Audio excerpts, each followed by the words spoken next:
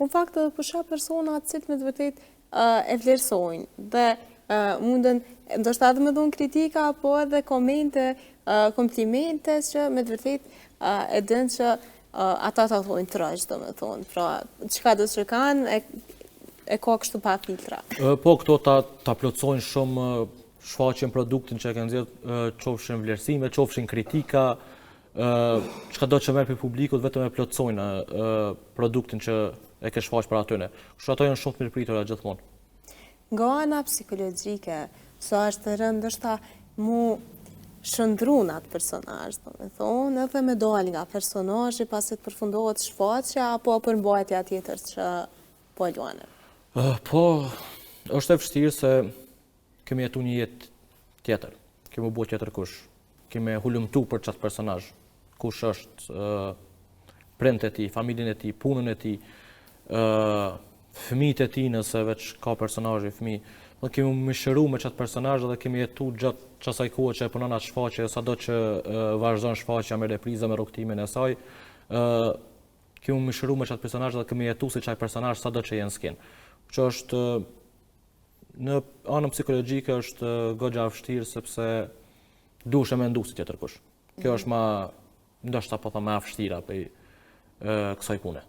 Po, ndoshta duhet edhe ato vese të ndryshme që mundet me pas dikush me bu sikur diçka repetitive dhe diçka që vjen natyrshëm, kur ndoshta ju e bëni kështu me sforcim. Po, normalisht, fillimi i provave gjithmonë shkon kjo që ja them me sforcim sepse nuk janë tuat. Po. Puna provave është kjo që me u bë me u mëshiru sa më shumë personazhin, sa më shumë me prallën që jetu e tregu, edhe me të shumë të natyrshme ato veprime, gjeste, reflekse, çdo qofshin ato me orë shumë natyrale. Kjo është puna e provave dhe mundohemi për atë punë me dhënë maksimumin në prova gjithmonë që kur të dalim para publikut, publiku mos me pa bleronin, po me pa qatë personazh, me jetu me atë personazh. Përmendëm pra hyrjen në personazh, po dalja, pra si ndjeni kur përfundon shfaqja edhe kthehemi nesër në vleronin e zakonshëm. Është ndjenjë mirë edhe kjo kur sidomos pas premierave, kur ke bëni punë, edhe ka publiku e ka pa, dita e nesër zakonisht është me vlerësime, me kritika. A ju mungon pak ndoshta?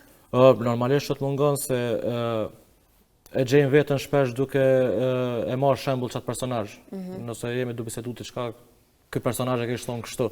E marrim shembull shpesh, kështu që po lidhemi edhe emocionalisht me atë personazh. Domethënë nëse përfundon shfaqja, nuk e lëmë personazhin anash që mu harru më ajo punë. Po jo, vazhdojmë edhe diskutojmë prapë edhe pas shfaqjes, bisedojmë që çka ka mujt me bëu më mirë ose çka ka pas të mirë ose çka ka pas defekte ai personazh.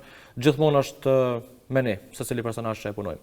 Po edhe ato gabimet, ndoshta edhe ato defektet e personazhit janë ato që e bojnë edhe më njerëzore, domethënë, dhe e japin karakter, e japin ngjyrë, domethënë personazhit që me të vërtetë dikush nga publiku mundet me gjetë vetën edhe me reflektu ndoshta. Normal, personazhet janë njerëzor, nuk janë perfekt. Siç ja gjejmë të mirat personazheve, ashtu duhet me ja gjetë edhe gabimet ose defektet secilit personazh, që me qenë sa më njerëzor edhe sa më i natyrshëm para publikut.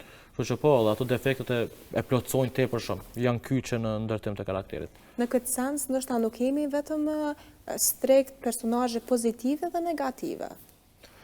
Po, nëse shikojmë si personazh pozitiv, edhe ai ka diçka negative. Ndonjë ves ose çka do të qoftë, po edhe personazhi negativ duhet me pas diçka pozitive. Dhe pas një ndjenjë, një diçka duhet me pas, nuk mundet me qenë veç negativ, gjithçka negative. Kështu që njëna pa tjetrën nuk shkojnë. Cila është më vështirë me lujt? Dyja janë të vështira, po ndoshta personazhi negativ mundet me qenë më i vështirë se pika parë kemi shfaqur diçka negative para publikut që është një përgjegjësi ekstra. Personazhi negativ, domethënë, duhesh me jetu me çato negativitetet e shumta që i ka, mi gjetë diçka pozitive. Që personazhi negativ ndoshta mundet me qenë pak më i vështirë me u ndërtu si karakter edhe me u lujt. Dua të rikthej tek shfaqja e parë, cilën keni marrë pjesë. Shfaqja parë profesionale që ka marrë pjesë është vdekja e hishme në teatrin e qytetit Preshevë. Ka qenë një ndjenjë fantastike, se ka qenë shfaqja ime e parë në qytetin tim, edhe shfaqja ime e parë profesionale. Publik kemi pas shumë, edhe për mu si student atë kohë, kam qenë vitin e dytë të studimeve, ka qenë emocion tepër i madh. Nuk kam mujtë edhe me kontrollu shumë emocionet pasi ka përfundu shfaqja, shkaku i reagimeve, shkaku i punës të madhe që në fund do aprovu nga publiku. Kjo është ndjenja më e mirë që e kam për teatrin e qytetit Preshevë. Shfaqjen e parë që e kam punu si studentore ka qenë shfaqja Paradoks, ka qenë shfaqje pa tekst, detyrë e Departamentit të Regjisë Teatrit, në regjitë e Reta Rexhepit, kemi lujton Yzeir Meha, Albana Gashi dhe Lorent Pacolli. Kjo ka qenë është hera parë që kam dalë skenë në detyrën e regjisë. Po si shfaqje profesionale mbetet shfaqja vdekja e hishme në teatrin e qytetit Preshevë. Pikërisht ajo pas ka qenë në vendit tuaj, pra me të vërtet ka emocione më shumë, pra përjetimi është krejt ndryshe. Shumë emocion i veçantë, shumë emocion i mirë. Puna ka qenë me kolegë fantastik, me aktorët e teatrit të Preshevës, ka pas edhe aktor nga Gjelani, nga Vushtria kemi pas Blerinën.